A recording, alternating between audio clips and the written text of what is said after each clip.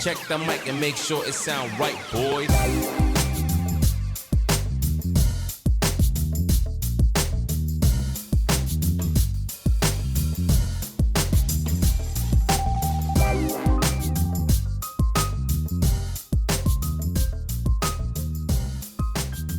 Bienvenidos a Aberraciones Cromáticas 2X05 y hoy tengo conmigo a... ¿Cómo quieres que te llame hoy? Ansel Adams. Ansel Adams. Un fotógrafo, porque Sí. hoy que vamos así No, más sí. técnicos. Modesto pues, el venga. chico. Bueno, y al otro lado de la pantalla, desde Madrid, si no me equivoco. En estos momentos sí. Vale. Tenemos a Julio Gómez. Es un placer tenerte con nosotros, Julio. Hoy voy a Y- hacer mustache. ¿Cómo? Mustache. ¿Qué es un mustache? Mustache. Mustache es el nombre del dueño de Chez Mustache en Irma la Dulce. Y como es una persona que se va por las ramas constantemente, me va al pelo. Vale, perfecto. Es genial. Bueno, Pero esa es otra historia, como diría Mustache. si nos pasamos de tiempo tampoco pasa nada, porque total... Sí, esto es aquí. Esto es No. libertad. Estás en tu Ah. casa tú ahora mismo, literalmente. de hecho. Entre que ya os he escuchado unas cuantas veces, un poco de picoteo audiovisual, y ya sé que os pasáis de tiempo, y que estáis con los cerros de Úbeda en persona, Sí, sí. pues Sí, espero esto- que terminemos antes de mañana, más que nada por los que escuchan, ¿no? Sí, bueno, aquí Ansel Adams siempre dice que nuestros oyentes lo que quieren es un podcast largo, de 4 horas. Exacto. De Sí, sí, 5 sí. horas. Claro. Yo no estoy de acuerdo, Claro. pero bueno. La Lo buena dice turra porque le cuanto... conviene. Yo, en este caso, voy a estar de acuerdo con Ángel. Solo en este caso. ¿eh? ¿Ves? Luego, como hablemos de... No vamos a hablar de western. Mejor no vamos a hablar de western.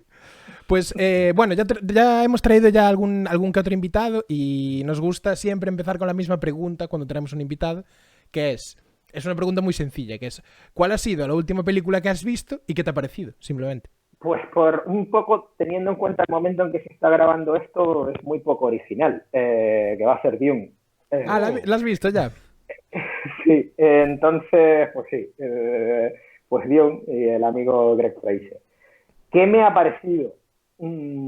Aunque yo soy un convencido de que la valoración de la fotografía tiene que estar de acuerdo con la historia de la peli, vamos a dejarlo en que me ha gustado más la foto que la peli. Que no me ha disgustado la peli, yo es que parto del hecho de que Dune es una película... Es que el libro de Herbert... O sea, los libros de Herbert me parecen inadaptables. Claro. Ya, Muy es que es lo que jodido. pasó con esa película.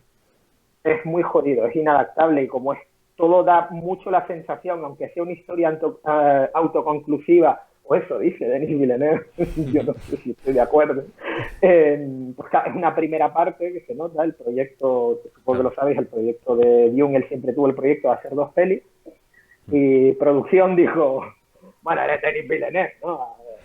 Tienes ya experiencia con blockbuster, películas grandes y todo eso, así que si nos pides 2 pelis, mira, mejoras la primera y si funciona, ya ves. Uf. Ya, es que sí, es lo que pasó. O sea que sí, no, sí. no le dejaron hacer las 2 pelis, pero tiene pinta de que va a haber segunda parte. Entonces, hay una parte de la película que no deja, no deja de tener la sensación de que están todo el tiempo haciéndote un teaser de lo que viene, lo que viene, lo que viene. Falta un personaje esencial que ya se sabía, falta un personaje esencial del libro que en eso, esa cosa que hizo David Lynch.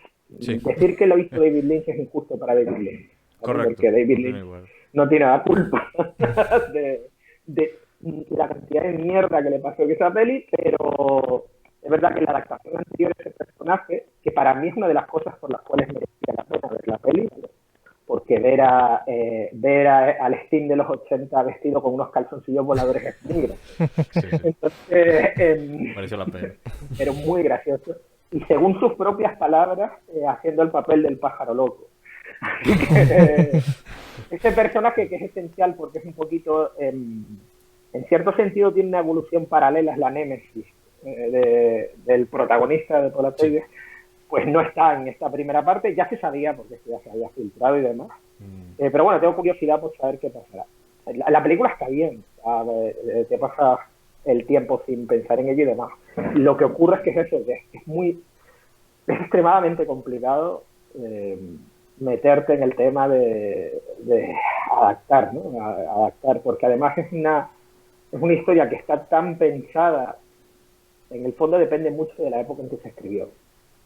Depende mucho de una época un poquito hippie y demás, y además aquí hay una mezcla de influencias enorme, porque, claro, Greg Fraser, que es el director de foto, ojalá de foto, y que, como sabéis, ha hecho Mandalorian, y estas cosas. Pues un tío que ha trabajado un poco en el universo Star Wars, y él dice que está absoluto y completamente convencido, aunque no lo ha hablado con George Lucas, pero dice estar convencido al 100% de que Dune fue una influencia, el libro, una influencia enorme en la Guerra de la Galaxia. Yo no sé si será verdad o no. Puedo ver por dónde va, pero claro, si tienes en cuenta el momento en el que Herbert escribió Dune, y sobre todo esta primera parte, que está totalmente centrada en el desierto, yo creo que en realidad lo que ocurre es que tanto Lucas como Herbert escribiendo el libro tuvieron los dos una influencia muy fuerte visual en el fondo. Eso sí es un puto peliculón maravilloso, ineludible, que se llama Lawrence de Arabia. Entonces, que lo veo por todos lados, que me parece muy bien, ¿no? Lo que pasa es que no vamos a entrar a hablar del tema de cuánto va a durar la posmodernidad y el metalenguaje y cuán hasta las narices estamos del metalenguaje. No es el caso. No estoy diciendo que Villeneuve esté haciendo referencias a Lawrence de Arabia en absoluto. Está ahí porque la has visto, pero no es el caso, ¿no? Y hay que reconocer que el tipo es elegante. Eso hay que, eso hay que concederlo. Es elegante. Y creo que, no sé si sabéis las historias de terror de la primera película, pero es que de todo lo que podía salir mal, salió mal, ¿no? Porque entre que era segundo plato un poquito David Lynch, porque Jodorowsky se pasó no sé ni cuánto tiempo intentando hacer por lo menos en su cabeza. Sí, no, en su cabeza. Sí. Hay un documental enorme sobre eso. Yo no voy ni a entrar ni a salir, porque el documental, pues, se ve que el tipo hizo un trabajo del que luego se aprovechó también Ridley Scott, antes en realidad en Alien y demás y todo esto. Pero tampoco no soy de estas personas que ponen en un pedestal lo que hubiera podido hacer Jodorowsky con Dune, porque el hombre, y que me perdonen, que no tengo nada en contra de él, pero está jodido de la cabeza. Sí. Vamos a ser claros también, por favor. Vimos hace poco vimos la montaña sagrada hace poco, sí. Y fue como, quiero una escena con sapos, Entonces, ¿cuántos? 400. Bueno, pues está quiero bien, una ¿no? escena Y con crucifijos, ¿cuántos? Que yo sé que es una butada y que es patar al burgués y todo esto, ¿no? Esto de llevar filetes en los bolsillos está bien, es divertido. No, la adaptación se la curró el tipo y tal, y bueno, ya digo, le cayó a Lynch un poco, y Lynch, que venía de tener 2 éxitos consecutivos, 2 películas medianamente de presupuesto medio bajo que habían ido muy bien, y vamos a ver, porque igual tratándose de esta historia, pues los estudios de verdad me dan una mierda, le verdad. Y luego, por motivos que nadie sabe, porque es una historia muy difícil, fue una auténtica pesadilla trabajar con Sean Young, que también es otra que está más o menos como Jodorowsky. Pero realmente no conozco las causas, porque probablemente tenga mucho más que ver con la industria de la época y también cómo se trataba a las actrices, ¿no? Pero bueno, ya, vaya rollo. No he hablado ni de... Sí, no, esta fue la primera, no, pero está muy bien. Nosotros vamos mañana, por cierto, a verla. Sí. Yo tengo una camiseta que me hice hace años, en vista de que era una cosa obvia, que pone, hay un símbolo así como el típico símbolo de peligro de los bidones de plutonio, y pone literalmente peligro cerros de Úbeda en el interior. Entonces, que no me conozca, se esté cagando. Bueno, es mucho mejor eso que todo lo contrario, Julio. Es mucho mejor eso que todo lo contrario. Eso dalo por hecho. Estoy viendo que a este ritmo voy a superar vuestro récord de no hablar de fotos, que para mí fue episodio maravilloso de Paul Cameron. El de Paul Cameron, el de Paul Cameron. Que no hablamos de todos menos de Paul Cameron. Lo dijo más gente. Que me reí mucho. Bueno, uno de los que... Pero vamos, que no, realmente está bien currado. Fraser es un tipo que sabe sacar del equipo lo mejor, y que a mí me encanta de él. Lo que más me gusta quizás sea Lion, una peli que va por otro rollo completamente distinto, pero es muy versátil, ¿no? una persona capaz de hacer un poco de todo. Y obviamente hay algo con los australianos que cuando les contratas para hacer desiertos y esas cosas, se les da bien, ¿no? Lo tienen en la sangre un poco. Pues mira, a raíz de todo esto claro, yo creo que es una película que bueno, no la vamos a ver mañana, pero yo creo que puede causar alguna especie de impacto visual en lo que se haga después de esta película, digamos. Y yo te quería preguntar que, bueno, a lo largo de toda la historia del cine ha habido muchísimas modas a nivel fotográfico. En el mundo tan visual en el que vivimos, como el Teal and Orange a partir del 2010, o esta utilización de diafragmas muy abiertos, de currar a 1:8 cuando fue el auge de las DSLR. El mundo de DSLR y todo eso. Mucho daño, tú, en las cosas ojalá, que más de un foquista te diría que firmaba lo de 1:8. Ojalá solo fuera 1:8. Claro, es 0:9, ¿no? Sí. Pues en qué caso dejamos a Kubrick y a compañía. Y tú que ves, que seguro que ves muchísimos trabajos, sobre todo de gente estudiante que está empezando, cosas así, y bueno, y en general, ¿qué ves actualmente como moda visual que te chirríe en especial porque la utiliza todo el mundo para todo? ¿Ves algo que digas, pero por qué todo el mundo trabaja así ahora? Si te digo la verdad, veo más seguimiento de modas entre los profesionales que entre los estudiantes.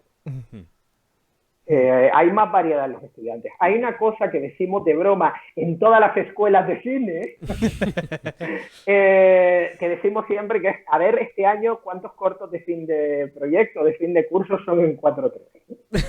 Entonces, pero esto es eterno, es decir, lleva ya bastantes años, no es solo no es una moda, no, evidentemente hubo una época en que no había más narices. Sí, claro. Todo iba a ser en 1:37. Yo me acuerdo mi primer mes en la escuela, de un girar una tiempo a esta Alexa. parte, la pregunta es ¿cuántos cortos vamos a ver este año en 4:3? Y no quiere decir nada, porque puede estar perfectamente justificado, como en el caso de las niñas, ¿no? Pero sí, hay una tendencia. Hay un meme muy gracioso que no sé si habéis visto, vosotros que estáis haciendo memes todo el día, que sale Heidi con su amiga Clara, el famoso meme sí, lo he visto, sí. Que la tira de la montaña, ¿no? Y entonces pues Heidi es la DP y Clara es la directora, ¿no? Y dice, dime, ¿cómo voy a hacer tu DP? La primera parte, ¿qué estás pensando? Dice, he pensado que para darle un toque retro y tal, vamos a rodar en 4:3. Mira. Vamos, bromas aparte. No, yo creo que los estudiantes, es curioso, ¿no? Pero no están cayendo tanto hay ahora mismo una especie de moda, porque sigue habiendo moda, que es el tema del uso, para bien o para mal, de ópticas vintage. ¿De ópticas, perdón? Vintage. Ah, vintage, sí. Añejas, viejas, cayendo trabajo. En realidad, la mayoría de ellas están nuevas porque hay rehousing, ¿sí? Y no tiene nada de malo. El problema es que, desde mi punto de vista, se está usando en muchos casos por los motivos equivocados. Existe una percepción de que las cámaras contemporáneas, sobre todo, o te van a dar una imagen que no va a favorecer al rostro de los actores, que va a aparecer la superficie de la luna porque el exceso de resolución va a causar esto y no es nada agradable, y entonces la manera de compensar es poner una óptica del año 800 a.C., porque eso va a compensar y demás. Y el problema es que está basado en una información completamente inexacta. Es que esto es abrir un melón. Sí. Pero hay que... En primer lugar, y el primer error en el que se basa todo esto, la resolución no es un número delante de una K. Porque si es un número delante de una K, entonces nunca estamos comparando churras con merinas, teniendo en cuenta que no hay dos sensores iguales, los tamaños de los fotodiodos, que es la parte sensible de cada píxel en un sensor, no son iguales. El hecho de que una cámara tenga 8, 12, 16K y la otra tenga 2,8 no nos está diciendo nada, porque no estamos comparando manzanas con manzanas. La verdadera resolución, y no estoy diciendo nada nuevo aquí ni revolucionario, se mide en pares de líneas por milímetro. Y esto pasa tanto, y además es la resolución de un sistema, no de una cámara. Es la suma de una óptica y un sensor, e incluso después, en el caso de que sea así, un procesador. Entonces, no es tan sencillo, ¿no? Y Si de verdad medimos frecuencia espacial, y para esto creo que lo mejor que puede hacer todo el que nos esté escuchando, si todavía hay alguien escuchando, es ir inmediatamente a la web de un director de foto del que habéis hablado en alguna ocasión, que es Steve Yetling. Oh, me encanta. Sí. ¿Vale? Steve Yetling es un tío con un conocimiento técnico apabullante, además de buen director de foto y de buen tío. Y hace como 4 o 5 años en una edición de Camera Image hizo una charla que me parece que todo el mundo debería ver, y tuvo la amabilidad de subir un vídeo que preparó al respecto. Está en 2 partes y advierto desde ya, dura 2 horas y hay que verlo entero, está en inglés, pero está en su web, también está en YouTube, hablando un poco sobre todos estos errores de visualización y demostrándote, de hecho, porque aquí hay 2 teorías. Dice, sí, bueno, es que la resolución, es que las frecuencias espaciales, ¿qué tal? Con una imagen fija, matemáticamente hablando, hay diferencias muy notorias que el cerebro humano es capaz de distinguir perfectamente en resoluciones en K y en mayor número de pares de líneas y todo esto. Sin embargo, en el momento en que nos metemos con desenfoque de movimiento, en el momento en que la imagen está en movimiento, se puede comprobar que realmente somos prácticamente incapaces de distinguir diferencias en resoluciones, y cuidado con esto porque voy a usar lo de los K, con lo cual me estoy contradiciendo a mí mismo, a partir de aproximadamente 1,8K. Ahí queda eso. Claro. Con una excepción, de verdad notaríamos la diferencia a partir, si lo vemos proyectado en pantallas de meramente 70 metros de diagonal. Cosa que yo, porque soy un miserable, no tengo en casa. Y realmente hay pocos cines, incluso IMAX, que tengan. Claro, es que también importa mucho la recepción. Semejante pantalla. Ojo, Estoy la seguro de distancia. que Chris Nolan tiene una en su garaje. Sí, segurísimo, vamos. Pero vamos, que esa es la idea, y lo más gracioso es que él se pone a comparar, porque realmente lo que te viene a decir en su charla es que la visualización, si lo haces adecuadamente, puedes usar cualquier cámara y terminar teniendo algo completamente comparable, incluso en términos de resolución, aunque la frecuencia espacial es completamente distinta. Y de hecho compara una serie de cámaras, no con la intención de hacer una comparativa entre cámaras, porque esa no es la idea de su video, ni es la idea de lo que estoy contando, no se trata de eso. Pero lo hace y realmente encuentra que la mayor frecuencia espacial la tiene, bueno, en ese caso era una Alexa 65, pero era básicamente la misma frecuencia espacial de una Alexa mini estándar. Porque la frecuencia espacial es la misma. Joder. La diferencia en este caso, al ser el mismo sensor pero más grande, es que el ruido por píxel es idéntico, pero como uno de los sensores es más grande que el otro, nosotros vemos el ruido más pequeño y por lo tanto asumimos que tiene más latitud. Y en esa comparativa hay un IMAX de 15 perforaciones. ¿Cuál Christopher Nolan? Tururú. Lamento decirlo, pero técnicamente hablando, no hablo de él como director, ha habido bastante, ¿vale? Mucho marketing. Ahora, ahí, ¿qué pasa aquí? Y es la segunda cosa que cuenta Yetling y es muy importante. Sí, bueno, vale, es verdad, asumimos esto. Está bien, pero, oye, es que somos de postpro, tío. Y necesitamos, para poder estabilizar la imagen, para poder hacer todo esto, pues trabajar en 8K mejor o no sé qué, no sé cuánto. Otra cosa que Yetling desmonta, te lo pone tal cual con las imágenes, demostrándote que de nuevo las cámaras que tengan mayor frecuencia espacial son mejores para postproducir con independencia del número K que le hayas puesto ahí. ¿Y qué influye, que sería la pregunta, en la frecuencia espacial? Demasiadas cosas como para hacer una comparativa justa. Porque en primer lugar, y para mí es muy importante, está el tamaño de los fotodiodos. Pero no es el tamaño en total, hay que ver el tamaño en relación con el tamaño de cada píxel, porque al final es qué sensor está captando más luz. Por encima hay un filtro RGB delante. O sea, es que claro, el problema es que de una generación a otro de sensor, que puede ser el mismo, si has cambiado el tinte, ¿vale? Con el que está teñido el filtro RGB, puede cambiar la cantidad de luz que pasa hasta un 70%. Claro, luego cómo pasa esa información en filas y columnas, si es un CMOS analógico, si es un CCD en su día, hay demasiadas variables como para llegar y decir, se puede medir al final y ya está. Pero lo único que quiero decir con esto es que no podemos sacar conclusiones a priori de esta cámara me va a dar más frecuencia espacial que esta otra, o que tal, o que cual. Y creo que no es el trabajo de la gente que se dedica a hacer las fotos, no se trata de eso.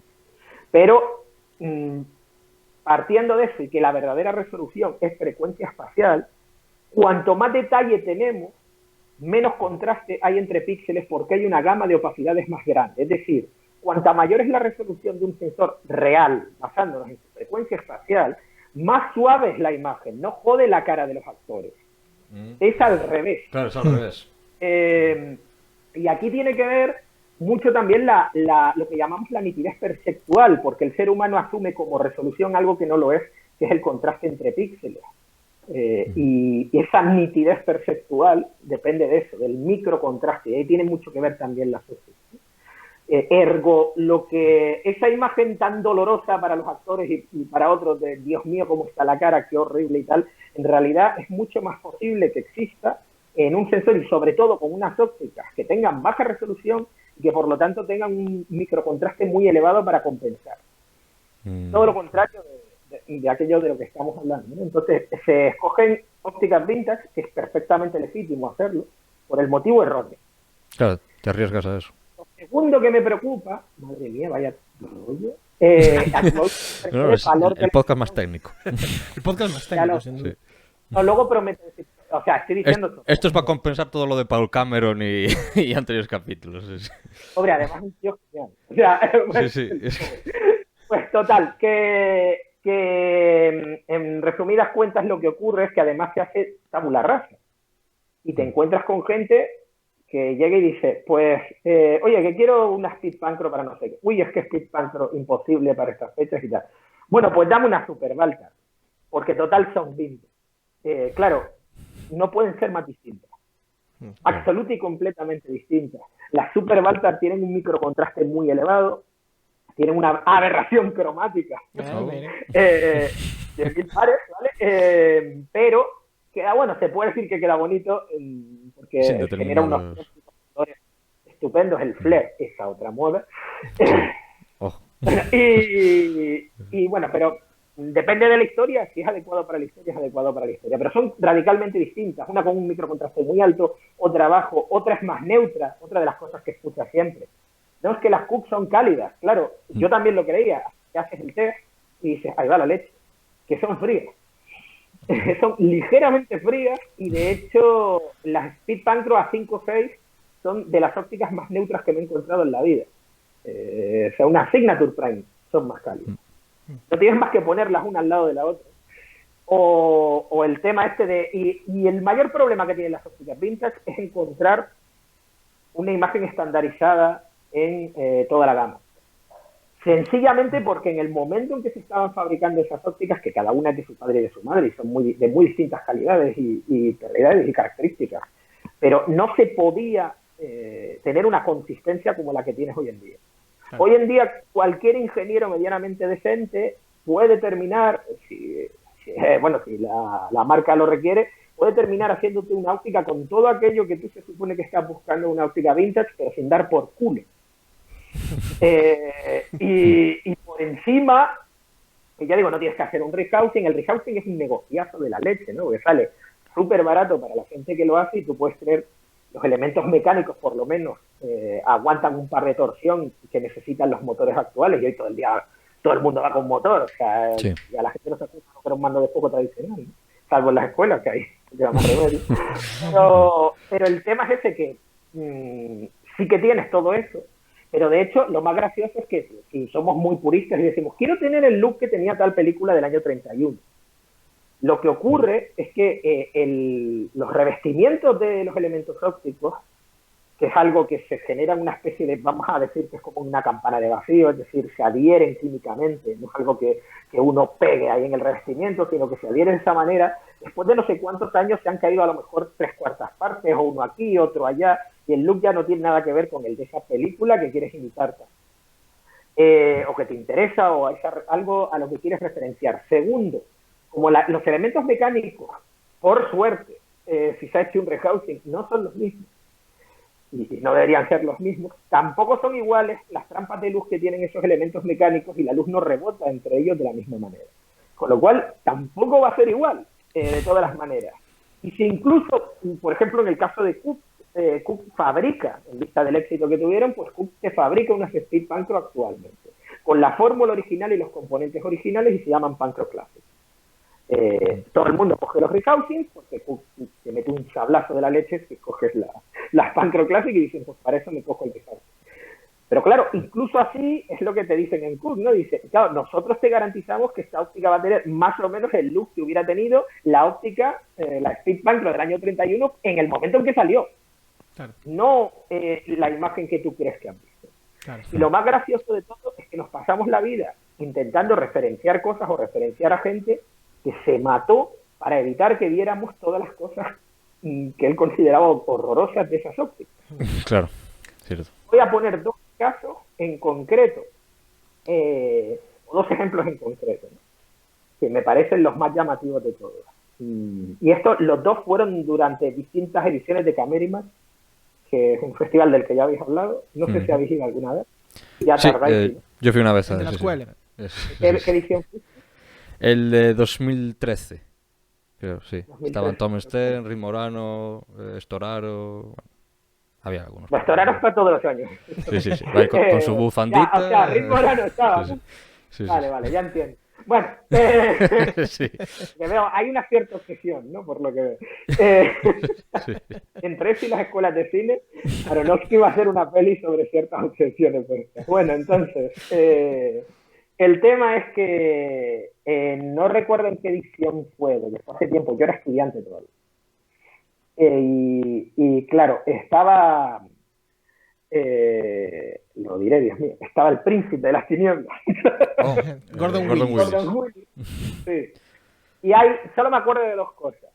Me acuerdo de que, como todo el mundo ha hecho, yo como estudiante le hice la típica pregunta estúpida de ¿qué cree usted que debería ser alguien que empieza en esto? Y no sé qué. El tipo me dijo, literal, el tipo me dijo, lleva siempre billetes en los bolsillos.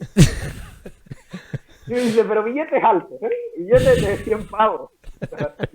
Claro, yo me quedé como diciendo, pero qué puta mierda de consejo es este. O sea, él estaba esperando esto, porque hay que decir que da la sensación, evidentemente, hablar con una persona 5 minutos no implica que conozcas a la persona, Claro, claro. con lo cual no tengo... Pero a mí me da la sensación de que a él le gustaba cultivar un personaje. Ujú.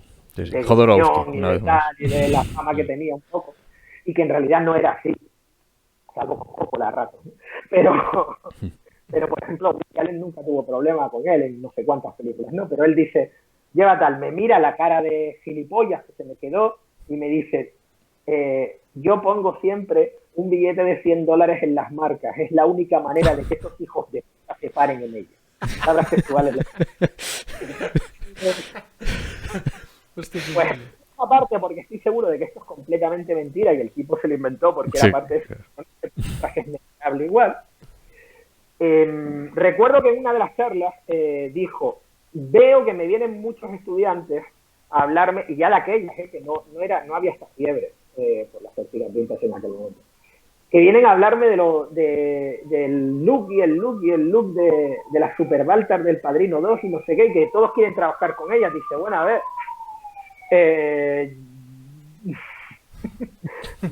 tampoco me apasionaron tanto las Super Baltar. Claro.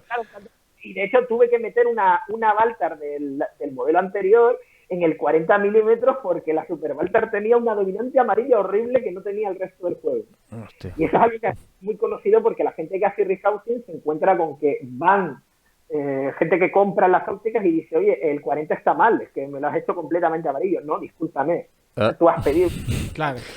Es que es así. 40 de la Super Baltar era horriblemente amarillo, y no es que fuera horriblemente amarillo, porque el amarillo puede estar muy bien. Es sencillamente lo que molesta o lo que incordia, lo que te manda al carajo, es que el resto de la gama no lo es.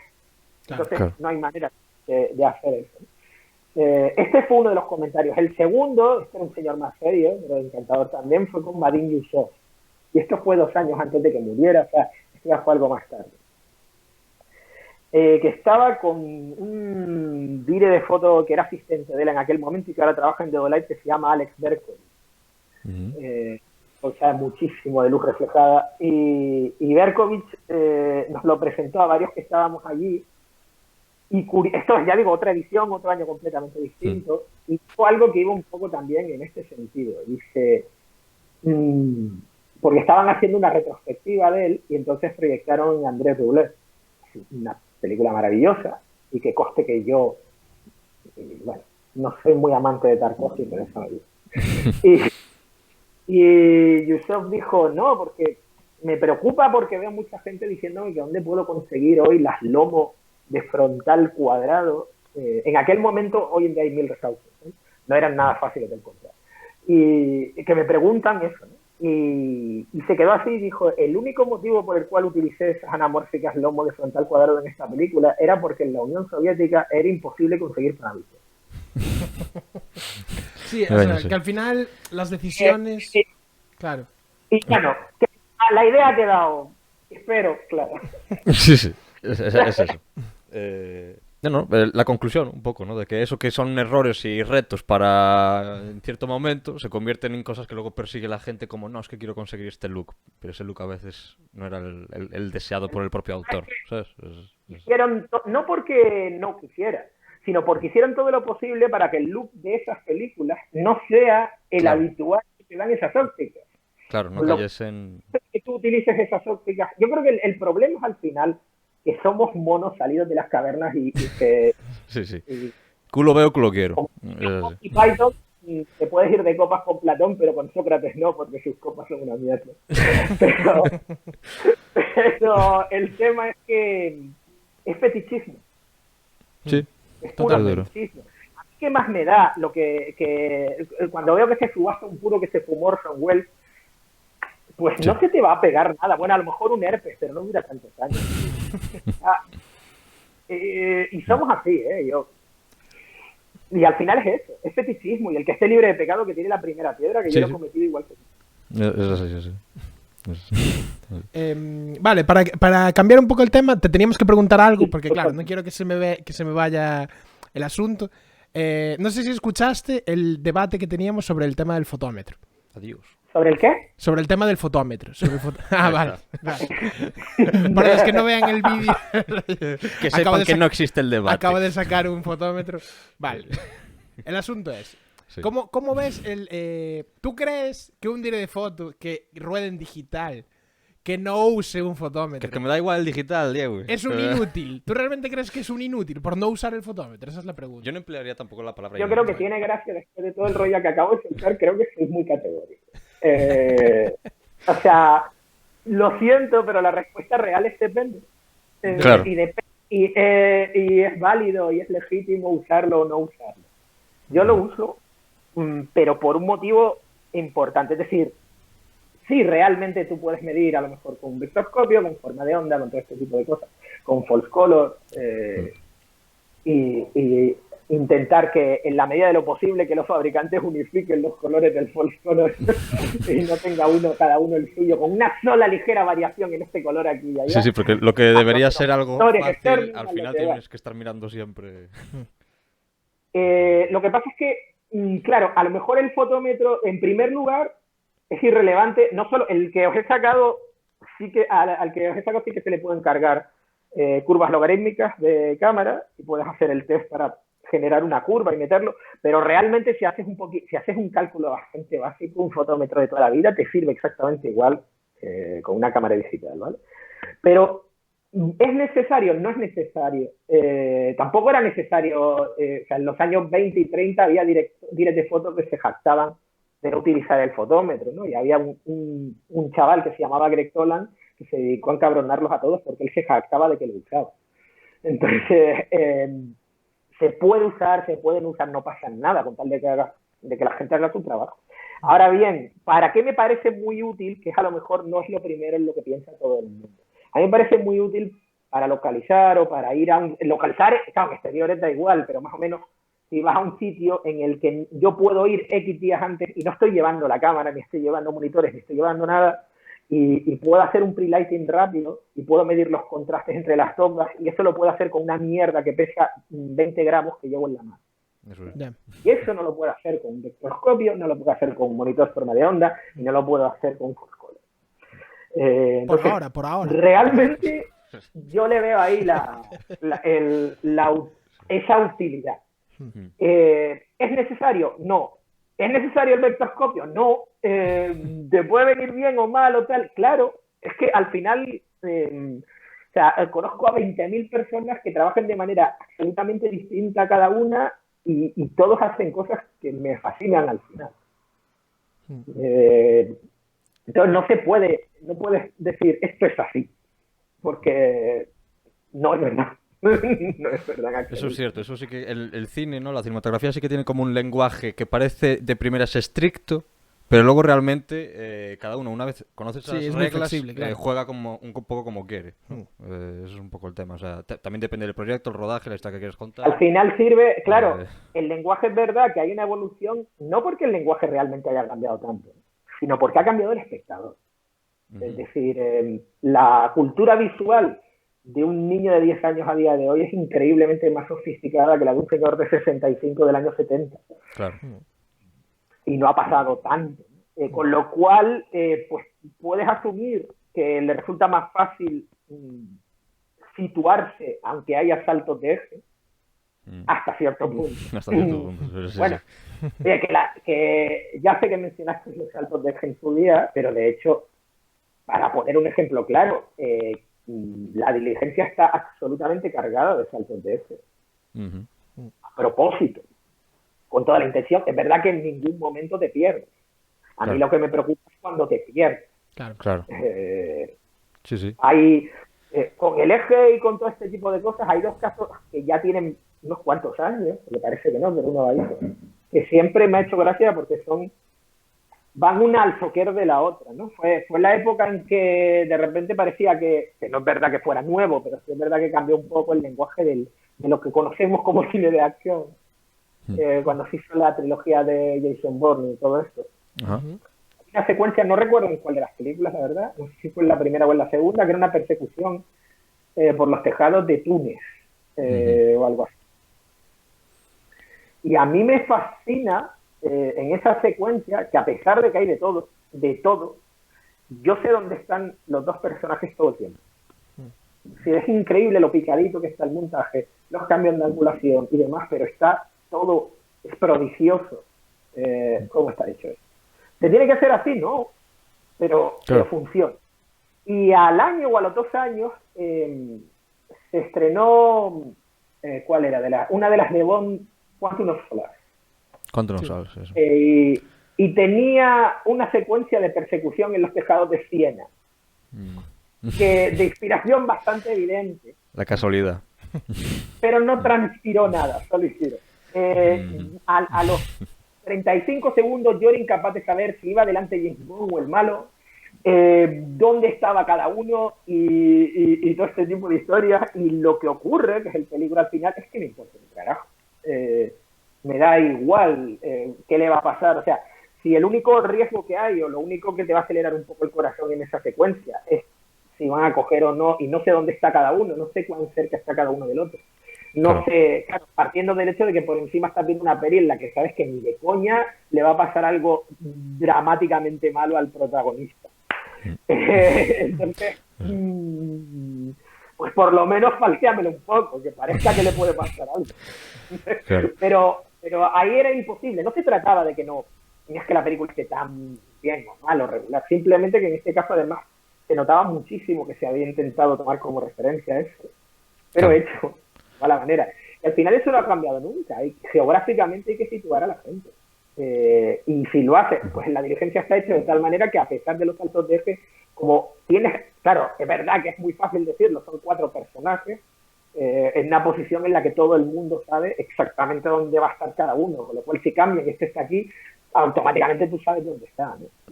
Y tienes las secuencias del principio para ver dónde está cada cual. Pues claro, al final, si preparas las cosas, luego te puedes permitir licencias. La improvisación exitosa es aquella que yo creo que sale de haber preparado todo hasta la exageración. Como un músico. qué se puede permitir improvisar? Porque sabe perfectamente cuál es la armonía, de dónde se está saliendo y a dónde tiene que regresar, y lo va a hacer cuando le dé la gana. Sí, sí, muy buen ejemplo. Domina completamente las escalas, domina los modos, domina, y pues es lo mismo. Es lo mismo, yo no creo que haya las reglas están para saltárselas, pero hay que saber lo que te salta. Claro. Que es algo que esto ha pasado toda la vida, esto no es nuevo. Es decir, Claro. ver a esta persona que llega y dice, yo que soy un transgresor, pero tú sabes lo que estás transgrediendo, porque si no, tú lo que eres... Claro, la gente que para mí es saltarse la regla, da igual para qué, pero me la salto. Sí, ¿no? sí. Es el tema. Hay, no sé si lo habéis visto, porque esto va a quedar viejuno, pero los fans de Super López me van a entender, de Super López no la peli, Sí, sí. Esperemos. ¿vale? Hay una época gloriosa de Super López que se supone que es lo que dibujó Han con guión propio entre el año 80 y 84. Y el culmen de todos esos álbumes de esa época es uno que va de que la empresa donde trabaja Super López, por arte de escribir López, se ha convertido en una productora de cine. Y entonces escogen un montón de guiones y tal, y deciden rodar una peli que se llama Tronak el Cárbaro. Y bueno, creo que es el cómic con el que más me he partido de la risa en mi puta vida. Es el culmen de Super López, realmente. Si no lo habéis leído, por favor, leedlo, porque es para llorar. Pero llorar constantemente. Y hay gags recurrentes y demás, pero hay un momento en que todo ha sido una auténtica catástrofe. La película es una mierda, como un piano. La ha montado Super López a super velocidad justo antes del estreno en un festival, sin ver lo que está montando. Y cuando terminan, a la crítica les flipan. Y entonces empiezan a preguntarle a Super López, que al final es él el que la ha dirigido, tenía que ser otra persona, un tipo que se llama Cecil Benil, pero abandona la película desesperado porque él estaba accediendo a hacer esa película solo porque la productora a cambio le garantizaba que iban a poder rodar su siguiente peli, que era la que él quería hacer, que se iba a llamar Macbeth visto por detrás. Entonces el tipo ya no aguanta y Super López intenta salvar la peli, y es todavía peor. Y están entrevistando a Super López en el festival y hay un crítico que le está diciendo, es una interacción interdisciplinar, un análisis sobre una interacción interdisciplinar sobre unos personajes tipos que... Y se ve que Super López está diciendo, sí, dice en un momento con interrogante. Pues eso, ¿vale? Entonces, en este caso, Super López sería una de estas personas que es un transgresor. No tiene ni idea de qué carajo ha transgredido. Sí. Tienes Toma referencia pop. A ver. Claro, es que mira, aquí tenía una pregunta que la tenía que haber hecho antes, un poco. Cuando estábamos hablando del tema de la resolución. Que es de estas dudas que me asalta sobre... durante el siglo XX hubo como un estándar que fue el 35 milímetros. A veces se utilizaba 65 para efectos especiales, o hay alguna película rodada así, pero bueno, por lo general tal. ¿Llegará el estándar de resolución definitivo, digamos, o se podrá, mira, hasta 8K, 16K o 4K, pero lo que sea, pero ya no vamos a más? ¿O es una rueda que es infrenable por el tema de los microprocesadores, por el tema del avance, por el tema marketing, por tema... O sea, ¿cuál es tu apuesta? ¿Llegaremos a un estándar de que quede durante décadas?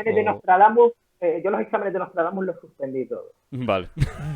Entonces, es más, lo he dicho muchas veces, a lo mejor ves una charla que diste hace 10 años y te partes de la risa de por dónde veías que podía ir. Claro, ¿por dónde iba a ir? No tengo ni idea. Las DSLR iban a... No, nadie, el que diga lo contrario miente como un bellaco. Claro. No tengo ni idea de lo que va a pasar. Es un poco tarde, con independencia de una cosa es la carrera de resolución y otra cosa es que existe un estándar. A lo de estándar sí te digo, ¿va a haber un estándar? No. Afortunadamente, añado. Tarde para eso. ¿Qué pasó? Realmente hubo un consorcio, como sabéis, de las 7 productoras que en aquel momento, la mitad de ellas ya no existen, las 7 ahora son productoras Disney, más ¿no? importantes del mundo en aquel momento, que todas eran de ese país del que usted me habla, y formaron el consorcio de iniciativas digitales, ¿no? Era el DCI. O Digital Cinema Initiative, las iniciativas de cine digital. Y ellos lo que pretendían era, en vista de que esto era imparable, lo hicieron con bastante tiempo, pues vamos a establecer un estándar que nos sirva como nos ha servido en aquel momento durante 80 y tantos años, ahora bastante más, el 35 milímetros de 4 perforaciones, porque no queremos complicarnos la vida y nosotros lo que queremos es un estándar. Y a ellos se les ocurrió la idea muy conservadora de evaluar más o menos la capacidad del ojo humano para discernir elementos. Ya digo, hicieron un análisis de lo que los oculistas llaman el 20-20, ¿no? Y la FMP también. O sea, esto de usted lee las letras, probablemente necesite gafas, pero no va a vender el cupón de la ONU. Exacto. Sí, sí. Estás en la media. Bueno, pues ya digo, no es... Entonces, para analizar esto, pensaron en la media del espectador, no el tipo que tiene un ojo de águila. Y realmente llegaron a la conclusión de un número de grados y demás por altura del fotograma y todo esto, y hicieron la equivalencia en lenguaje digital, ¿no? En resolución tal cual se hacía en los monitores informáticos y todo eso. Y llegaron a la conclusión de que el equivalente, ya digo, todo esto es muy discutible por todos lados, de que el equivalente al 35 milímetros de 4 perforaciones sería 4096 por 2160, o lo que llamamos 4K DCI, el estándar 4K del DCI. Todo esto, por supuesto, procesado a 12 bits, 444 y demás. Claro. Esto, en el momento en que esta gente llega a esa conclusión, era ni de coña podía conseguirse eso en una cámara, ni luego poder proyectar eso, ni nada por el estilo. Así que como compromiso dijeron, bueno, pues vamos a irnos a algo que sea 4 veces menos y establecemos un estándar ahí y lo vamos a llamar 2K. Sería 2048 por 1080 y luego está la diferencia de que entre el muy mal llamado Full HD y el 2K solo hay una diferencia horizontal, es 1920 por 1080, 2048 por 1080, y entre el Ultra HD 1 y el 4K DCI, pues la misma diferencia, básicamente que uno es 17.9 y el otro 16.9. Entonces uno es 4096 por 2160 y el otro es 3840 por 2160. Insisto en que todo esto que estoy diciendo te sirve muy bien para imágenes fijas. Sería una comparación medianamente aceptable en imágenes fijas, pero en el momento en que hay movimiento, no tanto. Para la percepción humana es infinitamente más importante. Toda vez que ya hemos superado el 2K, que era un poco hasta ahí sí se notaba mucho, es muchísimo más importante las gamas de opacidad y el contraste. Es decir, el HDR es un cambio en la experiencia del espectador muchísimo más bestia y más importante que un aumento de la resolución a estas alturas. ¿Significa eso que los fabricantes van a dejar de hacer cámaras con mayor resolución? No tengo ni puta idea. Claro. Porque aquí hay otras cosas además que tienen que ver y que son ajenas. Netflix, por ejemplo. Tú puedes montar una plataforma de streaming y decir, pues yo voy a llamar, vamos a tener como distintas categorías y a una la voy a llamar churrumpum, a la otra pruf, y a la otra trotro. Y churrumpum va a tener las características que a mí me da la gana porque churrumpum no significa una mierda, con lo cual nadie la asocia a nada. Pero Netflix en su día directamente optó por la vía facilitar, es decir, pues el premium va a ser 4K. Cuando tú dices el premium va a ser 4K y lo pones blanco sobre negro en un país en el que los abogados viven de demandar a cualquiera que pueda pagar nada por cualquier supuesto incumplimiento de contrato, eso significa que Netflix se quedó cogida por los huevos desde ese momento. Cuando la gente se queja de por qué Netflix obliga a que se trabaje en 4K, porque no tienen respeto por no sé qué, porque no sé qué, pues simplemente por temas legales. No hay ninguna conspiración, es que hay que oír unas cosas. No, hay otras muchas conspiraciones que pueden ser ciertas. Pero ahí no hubo una intención por parte de Netflix de putear a ningún fabricante, ni nada por el estilo, todo eso. Es simplemente un problema legal. A partir de ahí esto hay que cumplirlo y de hecho ese es el motivo por el cual dentro de la multitud de estándares que tiene Netflix a la hora de emitir y demás, y de que no es lo mismo que produzcan desde el principio que compren algo. Si compran algo no hay ningún problema en términos de resolución, ni de frecuencia de muestreo, ni de número de bits. ¿Por qué? Porque dicen, bueno, es que lo hemos visto y nos ha gustado y este lo había hecho por su cuenta. Nosotros no nos pueden demandar por eso. Y ese es el motivo, ¿no? De que pasen muchas cosas. Y de ahí ha derivado el aumento muchas veces de resolución, ¿no? Hay un fabricante en concreto que directamente fabricó, o sea, presentó 2 modelos en el mercado para poder por fin entrar en Netflix, así de claro. Y te lo dicen. Sí. No tienen ningún problema con ello. Y básicamente lo que hicieron fue el sensor más grande. Por suerte. Pero que esa es la historia, ¿no? O sea, que hay demasiado, como siempre, hay muchas variables. Y no conocemos ni la verdad de por qué pasan las cosas. O sea, que todo esto para decir que no tengo ni pajolera idea de qué va a pasar, de si va a haber mayor resolución.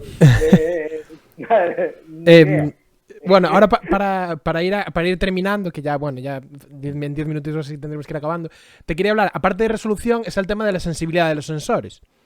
La sensibilidad a baja luz y tal. ¿Tú crees que en el cine actual, que todo el cine actual, digamos, y el audiovisual, la ficción en general, sobre todo, se va a ir desplazando hacia la mínima utilización de aparatos de iluminación eléctrica, digamos, con ese aumento de la mayor sensibilidad de los sensores de las cámaras? Está pasando ya. No que desaparezcan, pero sí que estamos viendo un uso completamente distinto, dispositivos con carácter completamente distinto. Y aquí hay modas también. Porque aquí también entra de por medio el hecho de una tecnología reciente de iluminación, que es el LED, y muchos imponderables que se han metido de por medio. O sea, no es tanto por el mero hecho de que ahora las cámaras sean mucho más sensibles.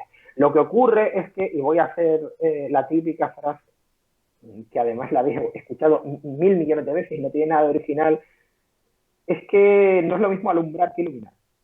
Sí.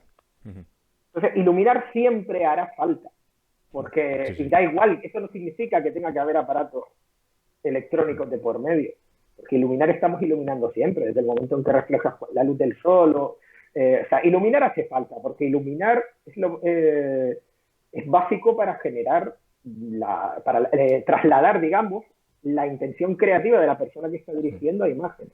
Y ese es en realidad el trabajo de la persona que hace la foto. Claro, es lo que entonces, yo siempre digo, hablamos mucho de cámaras y demás y todo esto, pero tal cual la evolución tecnológica de las cámaras de cinematografía digital a día de hoy, sinceramente, o sea, tú puedes rodar con la Barbie Videocam y es suficientemente buena para hacer casi cualquier cosa. Vas a tardar a lo mejor más tiempo en dejarlo decente y la gente de postpro te va a odiar y lo que tú quieras. Pero las cámaras a día de hoy nunca han estado tan bien. Todas las cámaras, todas las marcas. Sí. Y realmente no voy a decir que es intercambiable, cada una es una emulsión y tiene un carácter distinto, pero se puede trabajar con todas ellas. Sí. O sea, no, es que es el cumpleaños de mi sobrino la semana que viene y no tengo una Alexa. Sí. Pues, o sea, se puede trabajar con todas ellas y se puede trabajar bien y se puede hacer todo bien. Entonces ahí yo veo que hay que era un problema al principio de la cinematografía digital porque los saltos tecnológicos eran muy grandes, ¿no? Y esto cada vez va haciendo, pues el margen va siendo cada vez más pequeñito, es lógico, claro. Siempre pasa con tecnologías nuevas. Y bueno, realmente para mí en la imagen final, el cuerpo de cámara en 2021 es lo menos importante. La óptica vuelve a tener la importancia que tenía en el momento en que se trabajaba en fotoquímico, cuando realmente tú podías tener una cámara con mejor o peor mecánica, pero eso no influía tanto en la imagen, lo que influía era la emulsión fotoquímica. Y entonces era muy importante el carácter que le daba una óptica. Entonces la óptica es muchísimo más importante que eso. Pero la iluminación de la escena es mucho más importante que la óptica y que el cuerpo de cámara. Y el equipo de gente con el que estás haciendo las cosas es más importante que todo lo demás. La salud. Sí que lo quiero, y ahí sí estoy categórico. La gente es la que hace las películas. No lo hacen las cámaras, no lo hacen las ópticas, no lo hacen las luces, lo hace la gente. Mejor o peor. Pero es la gente y el equipo es lo que importa. Al final, da igual las cámaras que tengas. Si te ha tocado un gilipollas, pues da igual. Pues mira, también te quería comentar un debate también que teníamos. No es tanto como el del fotómetro, es un debate un poco más de broma. Pero a ver qué opinas tú. Pero ¿Tú crees? El fotómetro iba en serio. ¿Tú crees que si te trasladaran ahora mismo a la Edad Media, tú crees que podrías inventar el fotoquímico con tus propias manos? Pero en la Edad Media ya había cine. Es broma. Se nota que escucha el podcast. Sí, se nota. Yo, en particular. Claro, tú, soy la a ti ahora persona mismo más torpe del te planeta viajas en el Tierra. tiempo, te ponen en el siglo XIII y te dicen, tienes que inventar una cámara, bueno, una cámara de cine fotográfico. Con manivela, tal, te lo tienes que currar tú con tus maderitas, tu tal. Los sales de plata, todo el rollo. ¿no? Porque eso lo teníamos en otro capítulo, lo hablamos. Y claro, hablamos de qué podrías. A ti, si te ponen en la Edad Media, Tendría digamos, que desnudo. interrumpir a un alquimista mientras está buscando la piedra filosofal y decirle, vamos a intentar generar esto que te voy contando. Claro. Y tenemos una semana, porque probablemente la semana que viene habremos muerto de peste. Entonces, Sí. es un poquito difícil, pero oye, cabe que uno tenga posibilidades. A ver, todo esto del easy, que puedo decir cualquier cosa. Oh, por supuesto. Por supuesto, Sí, claro. es que Sí, todo dame es eso. un herrero y dame O 4 ni de vacas. coña. Claro, todo esto venía como de una broma que teníamos, una broma interna de decir, a ti te ponen ahora mismo en la Edad Media y es como, ¿y tú qué podrías inventar tú con tus manos? Y claro, al Para final, demostrar que. No, para- claro, porque. para Pero demostrar con que tus tú eres el manos es futuro. la pregunta, cuidado. Claro. Con tus manos es la pregunta. Con tus Claro, manos claro. ya te digo que no. Con las mías, claro, desde por luego. eso es como, claro, yo pensé en la imprenta, yo siempre lo digo, yo pensé en la imprenta, porque una imprenta, si me das un buen carpintero y tal, una imprenta igual sí que te la construye, sí que revolucionaría el mundo. Pero claro, una Muchísimo cámara de más que- cine, pues, Muchísimo más que construyendo una cámara, eso ya te lo digo. pero por El eso, paraguas, tío. El paraguas es la clave. el paraguas. El paraguas es muy bueno, tío. No, porque no tienes la tela. No tienes una Bueno, tela pero haces simple. con un poco de cuero de vaca, malo será. Bueno, Me Julio, sería un paraguas pesadito, ¿eh? Y- Sí, sí. sí. Ahí Más de buen cuando hierro. Bueno, muchísimas gracias por venir. Ya hasta aquí esta charla. Y, Joa, en serio, muchísimas gracias. No tenemos nada más que agradecimiento hacia ti y admiración, sobre todo, Sin duda. por todo lo que nos cuentas, todo lo que sabes y que es un placer escucharte. ¿Vale? Gran Parte el culo. Y nada, cuando quieras, oye, segunda parte. Yo estoy Sí, encantado. cuando aquí quieras de- hacemos una segunda parte. de la que- charla que técnica, tendríamos- lecciones de cine Podríamos y- estar mucho más rato. Bueno, sabéis que no me marcho ahora 25 días a dar clase a Cuba, hasta Ole. que no vuelva no puede ser, pero luego...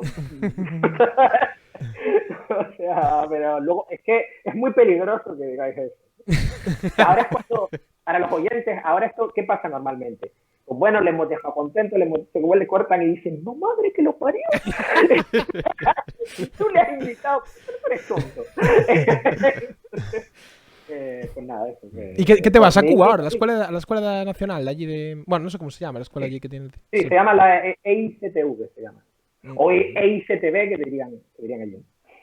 O sea, Escuela Internacional de Cine y Televisión. Bueno, pues muchas gracias por todo y nos vemos la semana que viene.